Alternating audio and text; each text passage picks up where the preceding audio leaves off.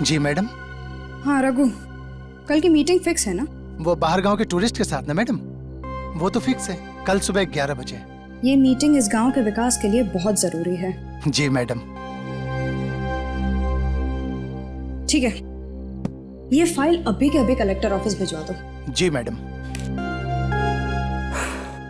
Madam 10 बज चुके हैं और अभी तक आपने खाना भी नहीं खाया है।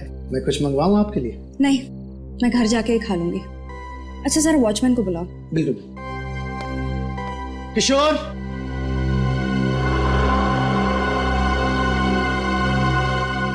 किशोर, किशोर। लगता है सो गया फिर मैंगो, मैं उसे लेके आता हूँ।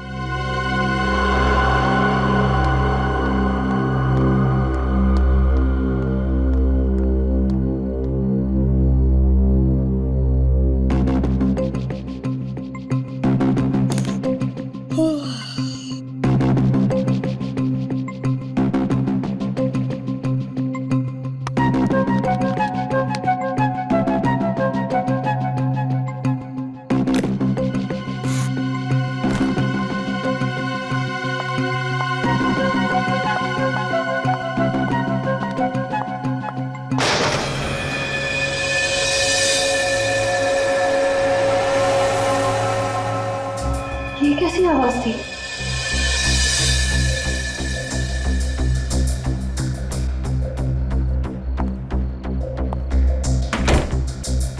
लगता है मेरे ही कान बज रहे हैं। ये लाइट कैसे चली गई? किशोर! रघु! किशोर! रघु! किशोर!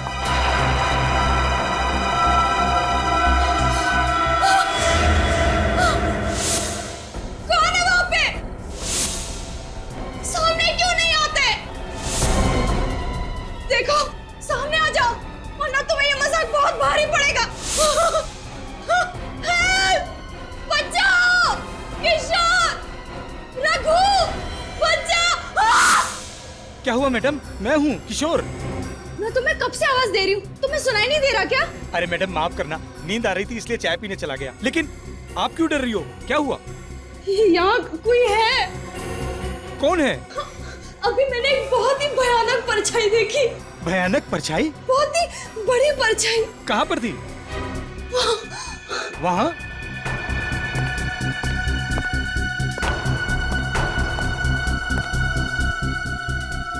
यहाँ तो कोई भी परछाई नहीं है। लगता है आपको वहम हुआ है। मैं तुम्हारी बॉस हूँ, मुझे मत सिखाओ वहम क्या और सच क्या है। जाओ जाके ठीक से चेक करो। देखता हूँ।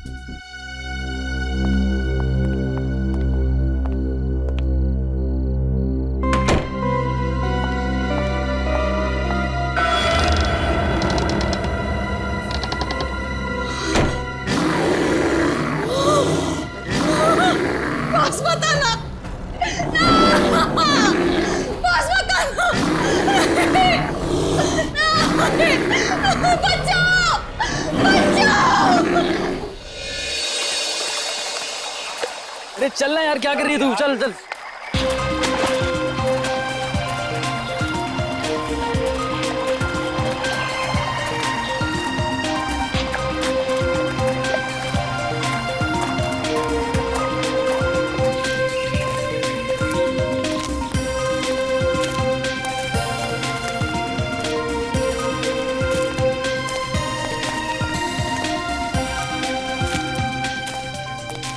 अरे यार, बचपन से मेरी इच्छा थी कि मैं ऐसी किसी जगह पे आके ट्रैकिंग करूं।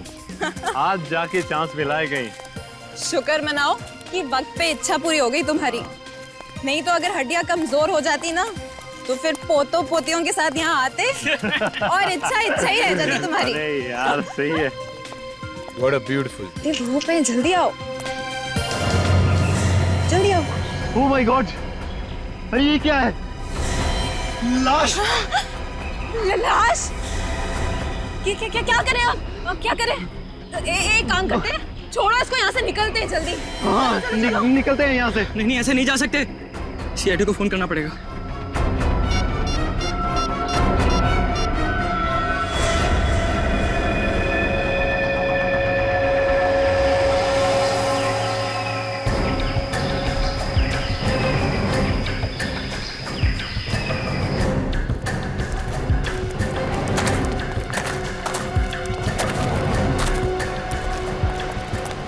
आप लोग थोड़ा पीछे हो जाइए, आइए और थोड़ा पीछे हो जाइए। ये सीट तो पूरी तरह कुचल दिया गया है। पलटा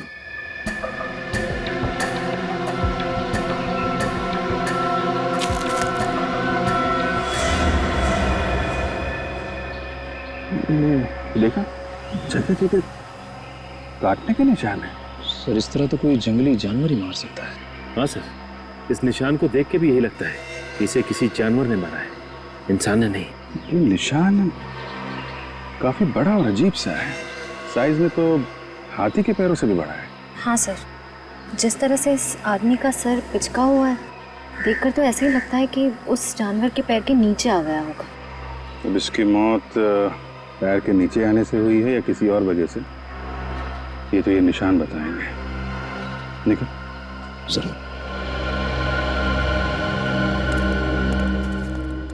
तो आप लोग यहाँ पे ट्रैकिंग करने आए थे? Yes sir. सर आए तो हम ट्रैकिंग के लिए ही थे, पर सर अगर हमें पहले से पता होता कि यहाँ पर कोई लाश मिलेगी तो हम भूल कर भी यहाँ नहीं आते सर। हाँ, और हमारा तो कल रात में ट्रैकिंग का प्लान था, मगर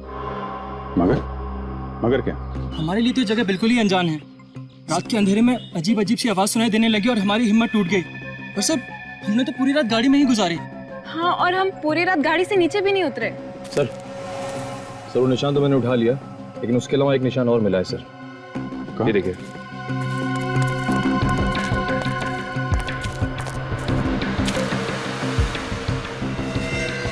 ये खूनी जानवर हमारे लिए रास्ता बनाता हुआ भी गया है। चलो देखते हैं। सर आपको क्या लगता है, ये निशान किसी जंगली जानवर के हो सकते हैं?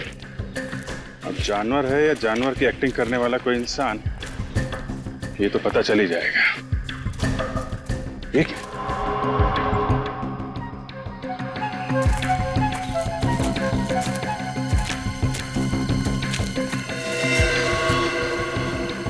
दोनों पैरों के निशान। यहाँ पे खड़ा हुआ था क्या? यहाँ आसपास चेक करो जरा।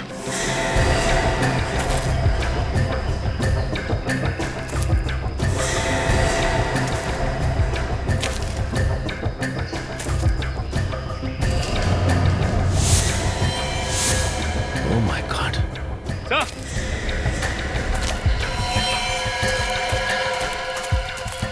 हाँ सचिन।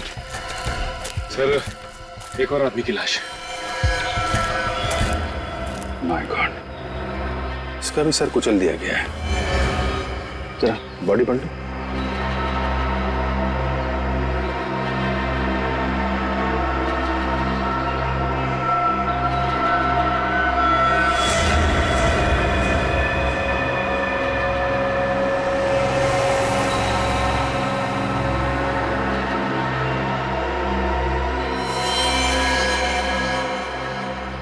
मारने का तरीका वही है, वही पिचका हुआ सर और वही काटने का निशान।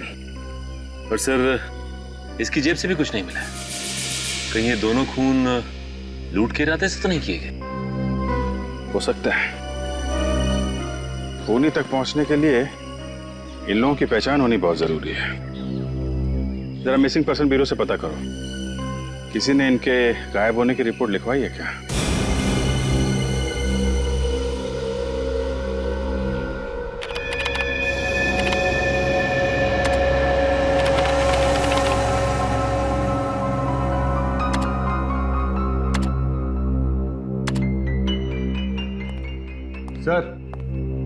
सर पूरे 350 जानवरों के पैरों के निशान चेक कर चुका हूं, लेकिन जो निशान हमें लाश के पास मिले हैं वो किसी भी जानवर के नहीं।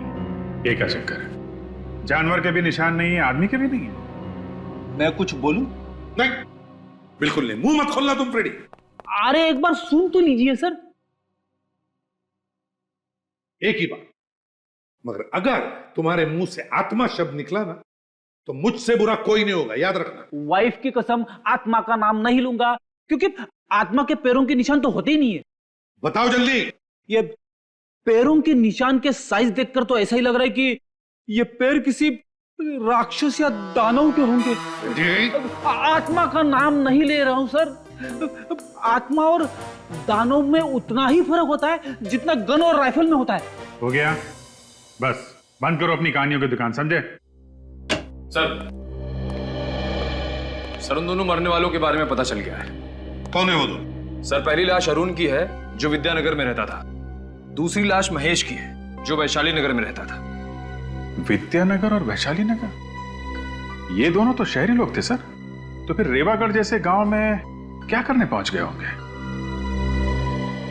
ये तो अरुण और महेश के घर वाले ही बता सकते हैं।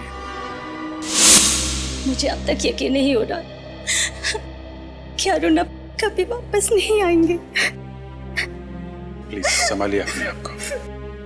हम वादा करते हैं कि आपके पति के खूनी को जल्द से जल्द पकड़ लेंगे। मम्मी, पापा वापस आ गए? नहीं बेटा, वो अभी नहीं आए। अब आप ही बताइए, क्या जवाब दूं मैं इस मासूम को जब ये हर पल अपने पापा को याद करेगी, पूछेगी कि वो कब आएंगे। हम आपकी तकलीफ समझ सकते हैं, लेकिन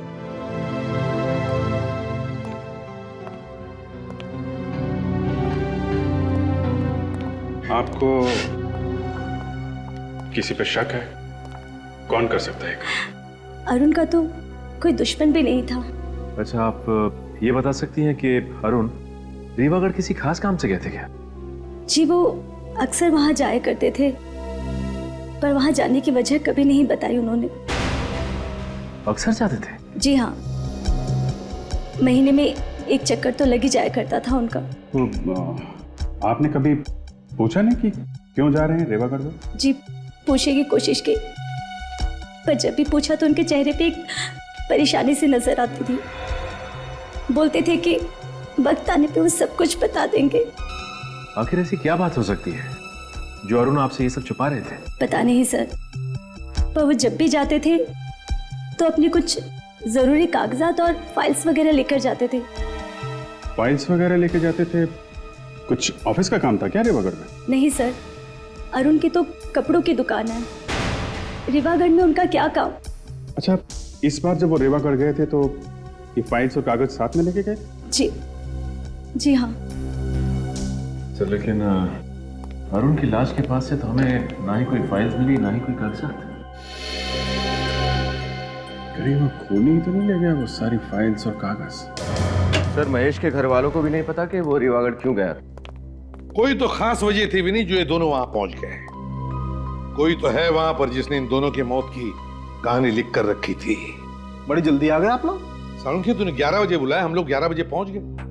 लगता है सालुंखे के साहब का होमवर्क अभी तक कंप्लीट नहीं हुआ है, उन्हें थोड़ा टाइम चाहिए। सालुंखे हमेशा वक्त से 1 मिनट आगे चलता है फ्रेडी। वो तो बॉस, मुझे लगा कि केस इतना पेचीदा है कि शायद आप लोगों को इस बार थोड़ा ज्यादा वक्त लगे। देख सालुंखे, फिलहाल तो हमें सिर्फ इतना ही पता है कि इन दोनों के सिर बहुत ही बुरी तरह से कुचले गए हैं। अब इसके आगे क्या है ये तू बताएगा। बॉस, मौत तो इनकी सर फटने की वजह से ही हुई है, दोनों की। किसी ने इतना जबरदस्त वार किया इनके सर पर कि सर का तो।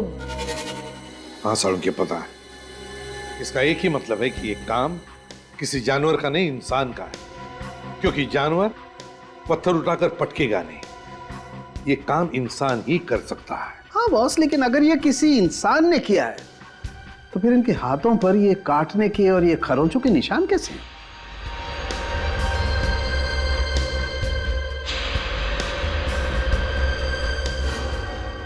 सर ये काटने के निशान इंसान के दांतों के? नहीं विनीत, आदमी के दांतों के निशान इतने बड़े नहीं होते। सालुंखे, जख्मों के अंदर देखता, शायद थूक के ट्रेसेस मिलते, पता चल जाता कि ये काम किसने किया है, इंसान ने या जानवर ने। वो सब कुछ हम कर चुके हैं बॉस। तो फिर क्या पता चला? उससे जो पता चला है उससे तो लगता है कि ये काम ना तो किसी आदमी का है ना किसी जानवर का है। ये खून किसी पेड़ ने किया है। पेड़ ने। क्या? पेड़ ने? ये कैसे हो सकता है सर? क्योंकि इस जख्म में से हमें ये मिला है। ये किसी थूके जख्मों में इतनी गाढ़ी थूक? ये थूक नहीं है फ्रेडी, ये गोंद है बॉस, गोंद। क्या कहा? गोंद? हाँ सर, वो वाली गम जो पेड़ के तने से निकाली जाती है। पेड़ के तने से? इन दोनों के जख्मों में?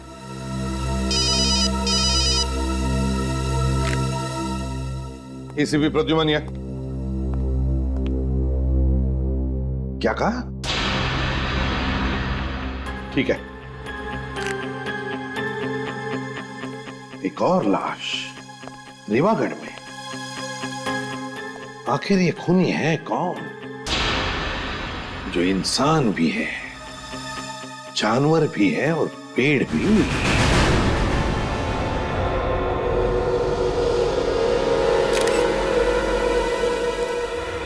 बताइए, आपको पता कब चला यहाँ पे लाश पड़ी हुई? सर, यहाँ से मैं अपने घर की तरफ जा रहा था, तभी अचानक मेरी नजर इस लाश पर पड़ी, और जब मैंने लाश को पलट कर देखा तो मेरे तो होश ही उड़ गए। बहुत उम्मीद थी सोनाली जी से साहब कि वो हमारे गांव को शहर से भी आगे लेकर के जाएंगे, मगर हमारे सपनों पर पानी फिर गया साहब। कितना टाइम हुआ था सोनाली जी को यहाँ की तहसीलदार बने हुए? सर, यही करीब कोई 2 महीने हुए हैं, लेकिन इन 2 महीनों में उन्होंने गांव के विकास के लिए इतना कुछ कर दिया जितना कि हमारे गांव के लिए आज तक बड़े बड़े लोग भी नहीं कर पाए।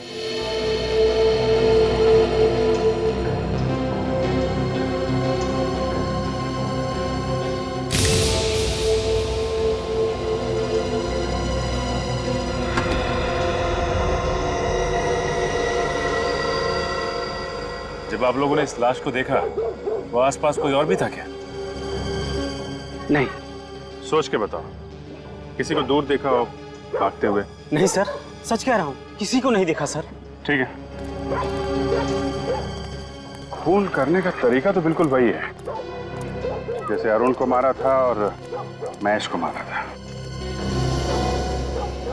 और एक बात समझ में नहीं आ रही कि 3 अलग अलग लोग एक दूसरे को जानते भी नहीं थे।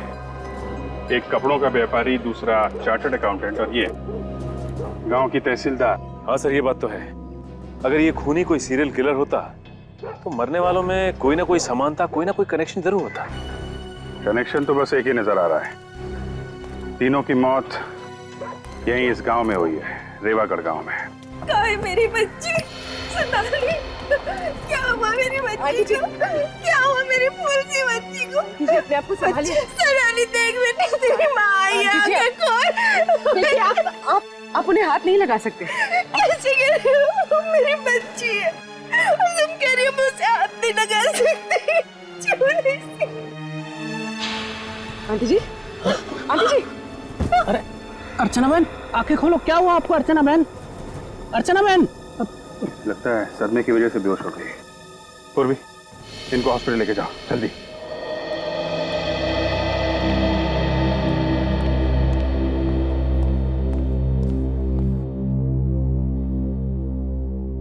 दोबारा बीपी चेक करने से पहले फिर से दवा देना और प्रेशर चेक करके मुझे रिपोर्ट करना। डॉक्टर साहब, अब तबीयत कैसी है इनकी? बेटी की मौत के सदमे की वजह से थोड़ा ब्लड प्रेशर लो हो गया था, अभी ठीक है। बात कर सकते हैं इनसे? हाँ हाँ जरूर। प्लीज। आंटी कैसी हैं आप? जिस बदनसीब औरत से उसकी जवान बेटी रातों रात छिन जाए, वो कैसी हो सकती है?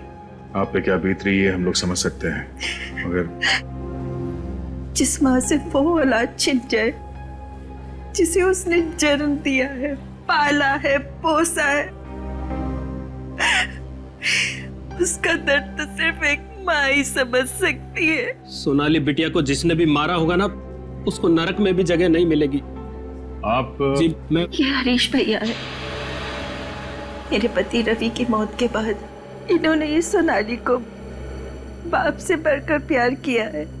रवि मेरे बचपन का दोस्त था साहब। आप लोगों को किसी पे शक है? किसका काम हो सकता है ये?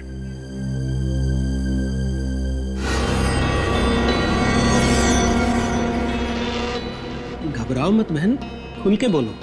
जब सीआईडी खुद यहाँ है तो डरने की क्या जरूरत है? घबराइए मत, बताइए हमें किसने खून किया सोनाली का?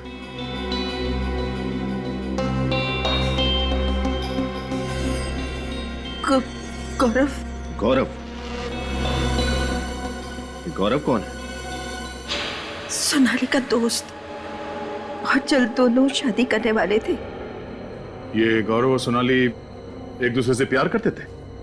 प्यार तो सोनाली करती थी, गौरव को प्यार था तो सिर्फ और सिर्फ सोनाली के पैसों से। तुम्हारे जब भी मैं पैसे मिलता तभी तुम्हारे पास पैसे क्यों नहीं होते यार? कौन तुम चिल्लाओ मत, मुझे तुम्हें हर महीने पैसे देने, मुझे माँ को भी पैसे देने, मैं इतने पैसे कहाँ से लाऊं? ये पहली बार दे रही हो क्या यार? तुम तुम्हारे माँ के लिए तुम्हारे पैसे सबके पास हो, मेरे लिए पैसे नहीं है तुम्हारे पास? मुझे नहीं बात करनी है तुमसे। अगर तुम्हें पैसे नहीं देने मत तो मेरे नाटक नहीं करो मेरे सामने। गौरव प्लीज।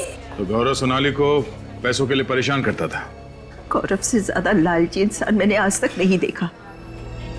पैसा पैसा पैसा, मेरी फूल सी बच्ची की जिंदगी में उसने कांटे ही कांटे भर दिए। सोनाली का खूनी वही है। तो अपने सोनाली से कहा नहीं कि वो गौरव को छोड़ दे? कई बार कहा, लेकिन कहते हैं ना कि प्यार अंधा होता है, इसलिए मोहब्बत के आगे माँ बाप दुश्मन लगने लगे। गौरव के अत्याचार बेचारी चुपचाप सहती रही। ये गौरव रहता कहाँ है? यही गांव में किसी घर में पीछे पीछे आ गया सोनाली के।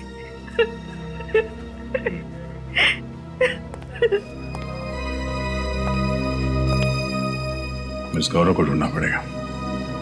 चलो।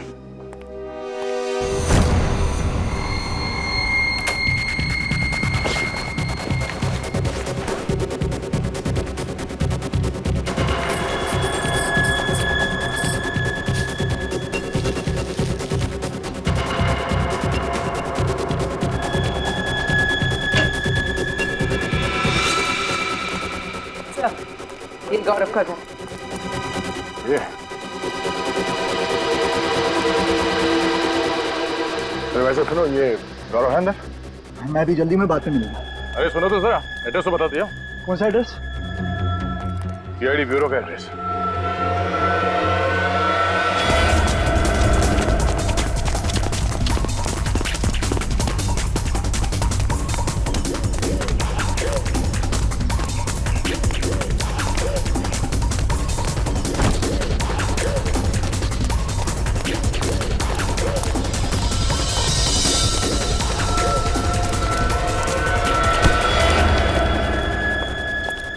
क्यों मारा सोनाली को? देखिए सर, मैंने किसी को नहीं मारा। तुम उससे पैसों के लिए परेशान नहीं करते थे? हाँ, पैसे मांगता था, मगर उसके मरने से सबसे बड़ा नुकसान तो मुझे ही हुआ ना।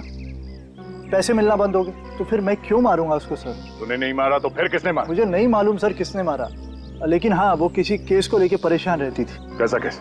कौन सा केस? शायद कोई जमीन का था, इसके आगे मुझे कुछ नहीं मालूम सर। ठीक है, जब तक इस केस की तहकीकात पूरी नहीं हो जाती गांव छोड़कर तुम कहीं नहीं जाओगे। विनीत, चल चल। लगता है ये जमीन का केस ही सोनाली की जान का दुश्मन बन गया था। हमें अच्छी तरीके से पता है आप लोग कुछ ना कुछ तो छुपा रहे हैं। सबकी भलाई इसी में है कि चुपचाप सच सच बता दो, वरना उसका चौथा शिकार आप में से भी कोई हो सकता है। सच बताने में तकलीफ नहीं सर, बात सिर्फ इतनी है कि आपको मेरी बातों पर यकीन नहीं होगा सर। क्यों नहीं होगा? है? क्यों नहीं होगा? बता, बात क्या है? सर, ये खून इंसान ने नहीं किया है, दानव ने किया है, दानव ने। क्या? दानव? ये कैसी बात कर रहे हैं आप? देखा सर, मैंने कहा था ना आपको मेरी बातों पर विश्वास नहीं होगा। जैसा मानव होता है वैसा ही दानव होता है, और सच तो ये है कि वही दानव एक एक करके अपने खून की प्यास बुझा रहा है सर। तुम लोगों ने देखा है उसे? हाँ साहब, देखा है। बहुत ही विशाल है वो, उसका रंग अमावस की रात की तरह एकदम काला है, हाथी जैसे बड़े बड़े पैर है उसके, और जब वो चलता है लगता है जैसे धरती पर भूकंप आ जाएगा। कब देखा है? वो सिर्फ रातों में ही नजर आता है। अच्छा, मतलब रेवागढ़ में एक रात गुजारनी पड़ेगी।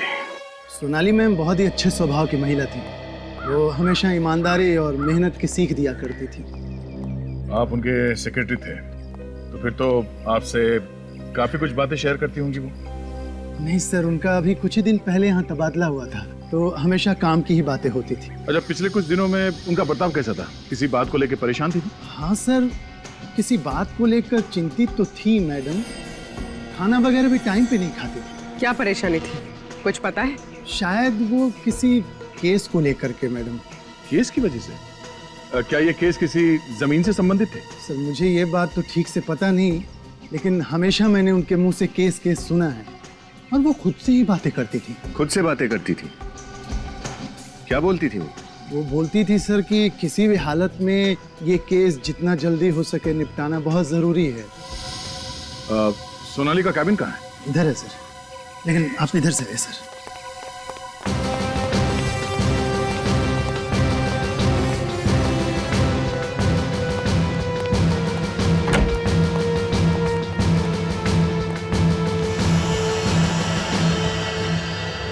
एक फाइल, एक कागज को अच्छी तरह से देखो।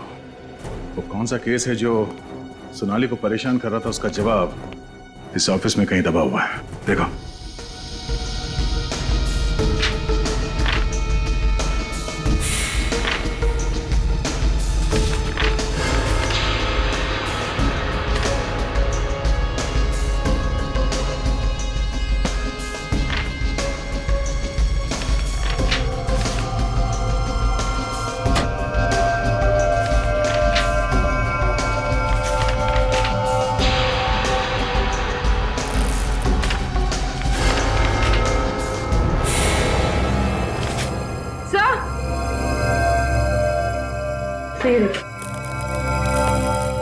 सर चले हुए पेपर्स।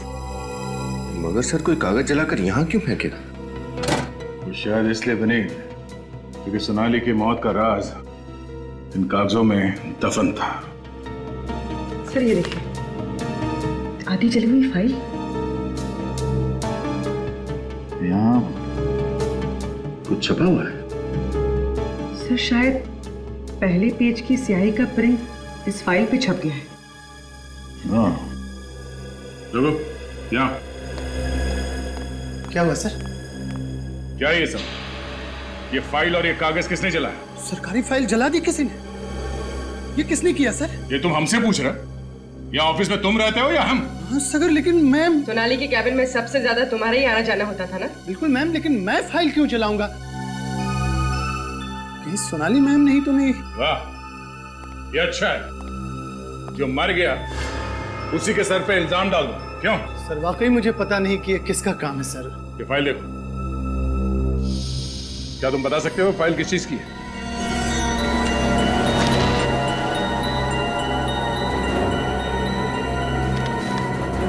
नहीं सर, इस फाइल की तो धज्जियां उड़ चुकी है, कुछ भी बता पाना मुश्किल है सर। अच्छा, सोनाली के अलावा इस ऑफिस में कोई और भी आता जाता था? नहीं सर, कोई और तो आता नहीं था सर यहाँ। मतलब जरूर किसी ऑफिस वाले का ही हाथ है सोनाली के खून में। ऑफिस वाला? हाँ, बाहर का कोई आदमी तो आसानी से आ नहीं सकता, तो कोई अंदर वाला ही दगाबाज है। मगर कौन सर? वो तो ये फाइल पढ़ने के बाद पता चल जाएगा। डॉक्टर सालों के पता लगा ही लेंगे कि फाइल है किस चीज की।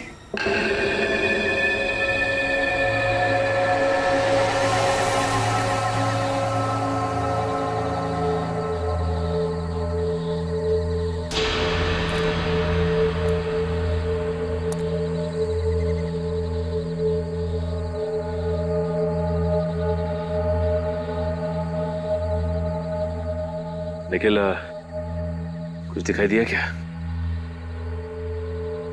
नहीं सर, अब तक तो नहीं दिखा। शायद आने वाला होगा। ठीक है निखिल। श्रेया, तुम दोनों बिल्कुल अलर्ट रहना, कभी भी आ सकता है वो।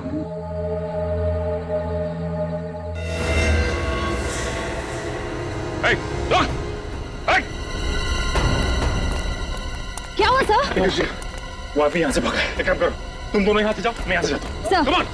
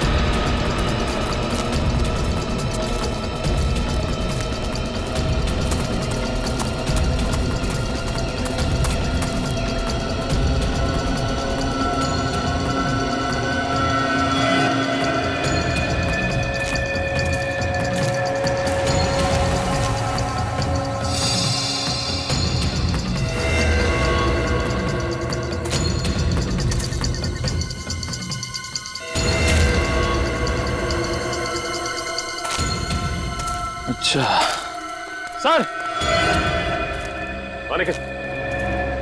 क्या हुआ? सर वो तो हाथ नहीं लगा, लेकिन ये तोहफा हमारे लिए छोड़ गया।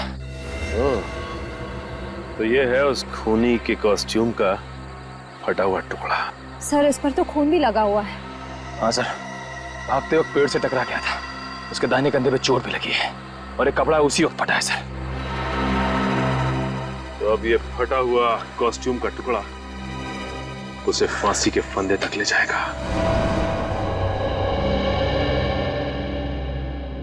सालूके साहब, कहीं ऐसा ना हो कि जो थोड़े बहुत शब्द बचे इस फाइल में वो भी उड़ जाए। 1 मिनट चुपचाप खड़े रहो और जो कर रहा हूं देखते जाओ।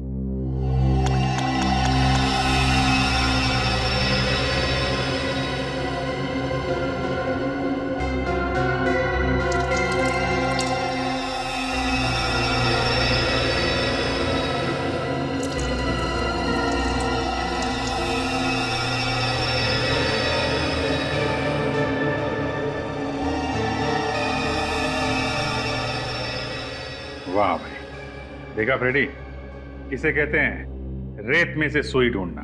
वाह भाई वाह। अभिजीत, इस पर ये जो भी छपा है उल्टा छपा है, देखो।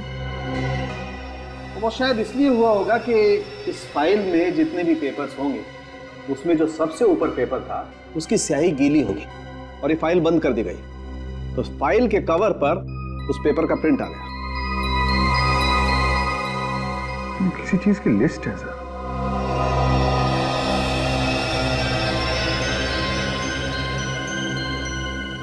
तारिका, जरा मिरर लाना था। सर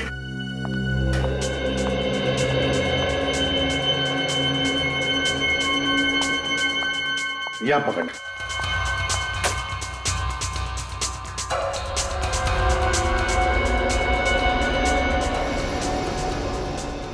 अभिजीत, ये तो लोगों के नाम की लिस्ट है।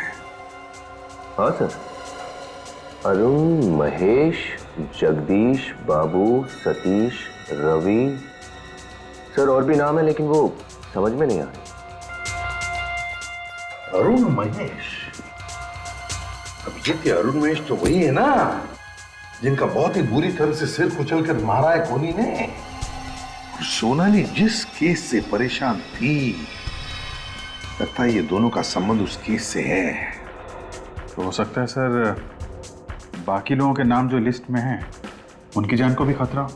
हाँ, उनके सेल फोन नंबर है ना हमारे पास, बुला लो इन सबको। Yes sir.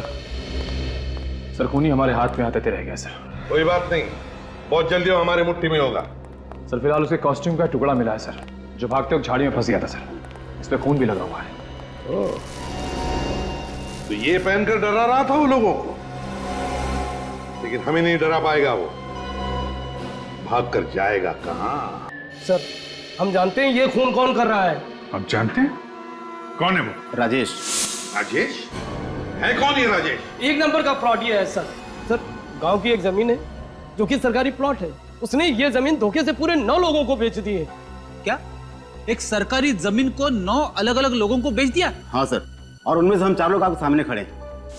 तो क्या ये महेश और अरुण भी? वो भी बेचारे उस 420 के चक्कर में फंस गए। आधी कीमत पे जमीन बेची उसने और शर्त ये रखी किसी को भी भनक नहीं लगनी चाहिए। लेकिन आप लोग एक दूसरे से कभी ना कभी तो मिले होंगे ना? वही तो उसका खेल था सर। उसने कहा था जमीन का पोजीशन 2 साल बाद मिलेगा, और इन 2 सालों में उसने 9 पार्टियों को जमीन बेच दी, और इस बात को हमें खबर तक नहीं लगी कि हमारे साथ कितना बड़ा धोखा हो रहा है। तो इस बात की खबर आपको लगी कब? यही कोई 1.5 महीने पहले सर। ये केस हम लोग लेकर सोनाली जी के पास गए थे, जो कि तहसीलदार हैं, ताकि हमारे पूरे पैसे वापस मिल जाए। सोनाली जी का तो खून हो गया सर। इस सब के पीछे वही राजेश ही है, उसको मत छोड़ना सर। ये राजेश रहता कहाँ है, आप लोगों को मालूम है? सर उसका एड्रेस वगैरह सब नकली था, मुझे लगता है उसका नाम भी नकली है। ठीक है, तुम लोग जा सकते हो। जी सर, आपने इनको जाने दिया sir? 1 minute Freddie, 1 minute. Nikhil sir, तुमने बताया था ना कि दानव के दाएं हाथ पर चोट लगी है पेड़ को टकराने से जब वो भाग रहा था। हाँ सर। अभिजीत, इस राजेश की असलियत का पता चल गया है। समझ लो राजेश मिल ही गया। चलिए सब लोग यहाँ लाइन लगा के खड़े हो जाइए। चलिए जल्दी आइए, जल्दी आइए। सर सब लोग आगे भी नहीं? किसी भी घर का कोई पीछे नहीं रहा ना? नहीं सर, एक एक घर अच्छी तरह से चेक किया है। 30 से 40 साल के सारे लोग यहाँ हैं। पर बात क्या है एसीपी साहब, ये मेला क्यों लगा रहे हैं आप लोग यहाँ? वो इसलिए जमींदार साहब क्योंकि वो खूनी इसी मेले के भीड़ में हमें मिलेगा। खूनी गांव में से ही कोई है? हाँ जमींदार साहब, ये खूनी इसी आप ही के गांव का कोई है, समझे? आप ही के गांव का। लेकिन वो कौन है इस बात का कैसे पता लगेगा आप लोगों को? खूनी कौन है इस बात का पता लगाने का इलाज भी हमारे पास है। दया बोलो।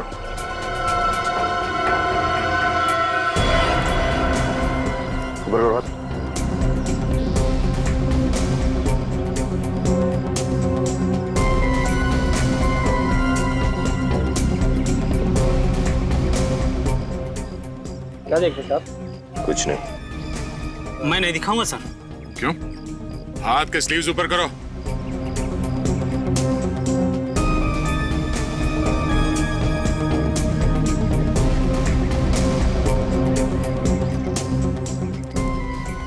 बोलो।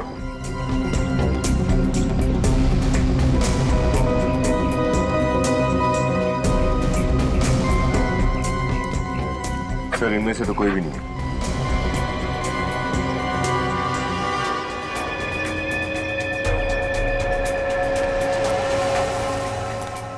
अपनी स्लीव से खोल दो। आप मुझे भी चेक करेंगे साहब? क्यों? तुम कोई स्पेशल हो? नहीं, मैं तो सोनाली जी का सेक्रेटरी हूँ, तो मेरे हाथ देखने की क्या जरूरत है? तुम्हारा हाथ तो पहले ही चेक करना चाहिए था। हाथ करो। हाँ, लेफ्ट नहीं राइट।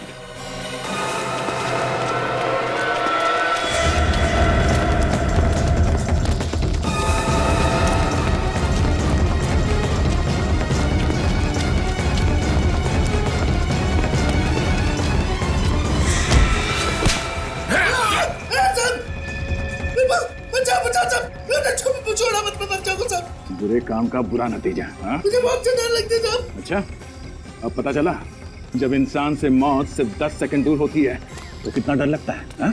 मैंने कुछ खून नहीं किया साहब। मैं उस खूनी का नाम बता दो साहब। खून तूने नहीं किया? नहीं साहब, मैंने खून नहीं किया साहब। असली नचाने वाला तो कोई और था साहब। जो सर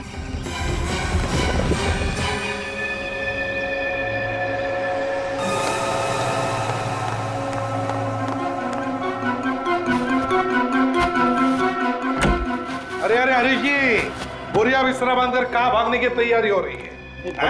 भागने की तैयारी नहीं, वो घर बिखरा हुआ था, सोचा सामान समेट लेता हूँ। अच्छी आदत है, बहुत अच्छी आदत है। हमें भी आदत है साफ सफाई करने की। आप जैसे लोगों को जेल भेज के समाज की साफ सफाई करने की। हरीश जी,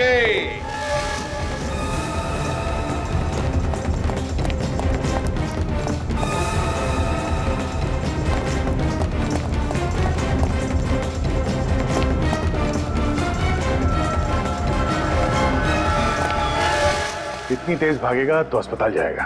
देखो मुझे जाने तो मैं गांव की आधी जमीन तुम्हारे नाम कर दूंगा, एक बार जाने तो मुझे बस।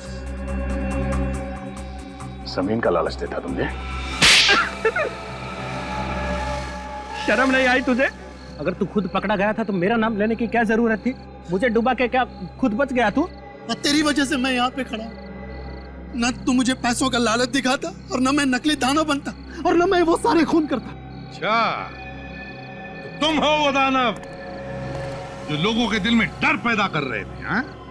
हाँ साहब, पहले मैं उनके सर पर पत्थर मारकर उनकी जान ले लेता था, फिर मैं उसका सर जमीन में गाड़ कर उसके ऊपर दानव के पांव का निशान बनाता था।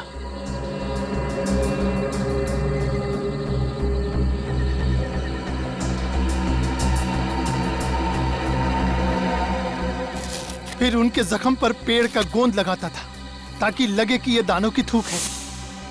पर मैं तो सिर्फ मारता था साहब, ये सारा प्लान इसका था, इसने मुझसे कहा था। अगर ये तुम्हें कुएं में कूदने के लिए कहता तो क्या कूद जाते? जितने भी खून हुए ना, जितने भी, उसके तुम भी जिम्मेदार हो, और तुम भी राजेश। राजेश? हाँ राजेश उर्फ हरीश।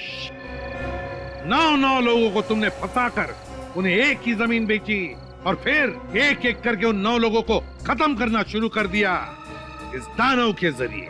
तो क्या करता मैं साहब, मेरा भांडा फूटने वाला था। हर दूसरे दिन कोई ना कोई पार्टी आ जाती थी जमीन पे। अब धीरे धीरे लोगों को पता चलने लगा कि मैं बेईमान हूँ और लोग मुझे ढूंढने लगे। तो इसीलिए तुमने दानों की अफवाह फैलाकर खून करवा दिया, हाँ? ताकि बाकी के लोग दानों के डर से वापस आए नहीं। हाँ साहब, सोनाली को भी मैंने ही मरवाया क्योंकि वो इस केस की तहकीकात कर रही थी। ये सब किस लिए किया तुमने? उन पैसों के लिए जो तुमने गलत तरीके से कमाए, गलत तरीके से। उन पैसों की कीमत तुम्हारी जिंदगी से ज्यादा थी या नहीं, इसका जवाब तो तुम्हें जरूर मिलेगा फांसी पर चढ़ने से पहले।